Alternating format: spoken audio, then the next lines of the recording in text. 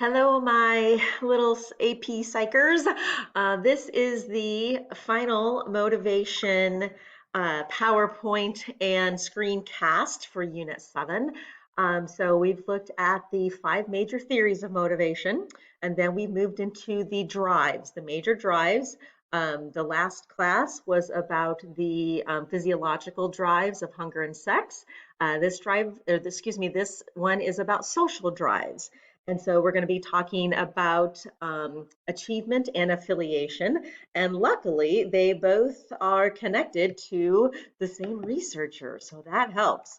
If you look at your rubric, excuse me, your binder, you have the guiding question, and this is also on Power School Learning, on exactly how these two ideas of affiliation and achievement relate to the idea of cognitive dissonance. And so you have this in your binder, but cognitive dissonance is a way of feeling stress actually when you think one way but you act in an opposite way, and you see that hypocrisy in the way you think and feel.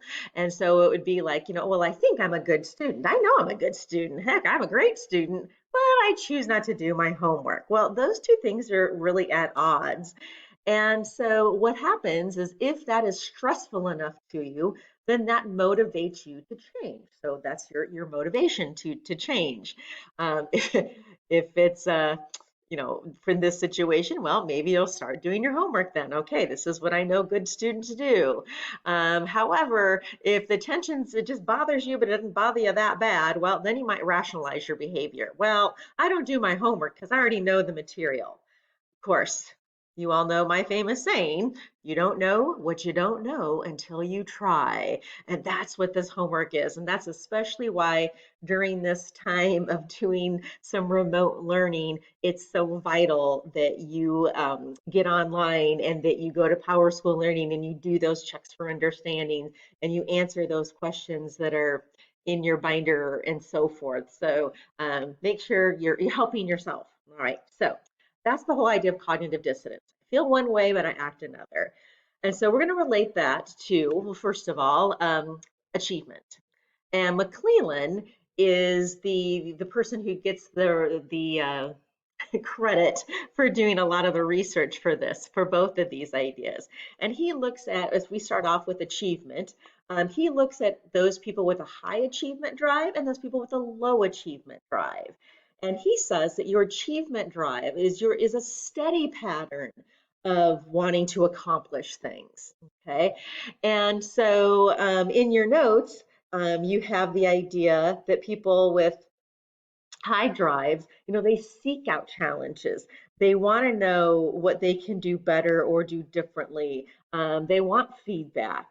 Those people with low achievement and achievement drives, they're going to do the path of least resistance. What's the easiest way I can get through this? And I don't really want feedback. I just want to get it done. I'm just like glad that it's done. Okay, so it's like a personality pattern, really, which is why personality is in this unit as well. And so I hope that you can see the connection to setting goals. What am I trying to achieve? And if I, again, if I have high versus low achievement drive.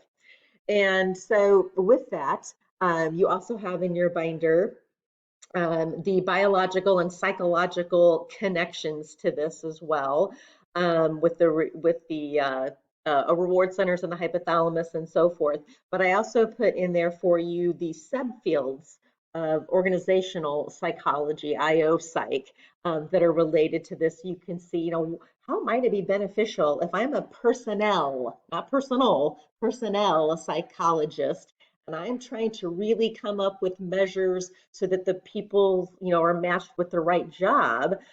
Why would I want to know what their achievement drive is? How could I figure that out? So that's what we're talking about with how this relates. This is different. I have this at the bottom of your binder, page 5, but this is different than, but similar to, arousal theory of motivation from a couple days ago. With the arousal theory, we talked about part of the criticism for that is that there was very much an individual difference, um, And it also varied by task. And if you remember the Yerke-Dodson law, if it's an easy task, I've got to be really motivated to do it. If it's a hard task, I better be pretty calm. My arousal better be pretty low. So that's the arousal theory. Here with achievement, it's a much more consistent, steady pattern of someone's personality and how they seek out challenges in their life. So those two things are easy to confuse. So I just wanted to go over that. Um, and then on page 6, you have the notes over, and there's not that much to it, but you have the notes over affiliation, this need to belong. And again, McClellan talks about those with high versus low needs to belong, and that's just an individual difference.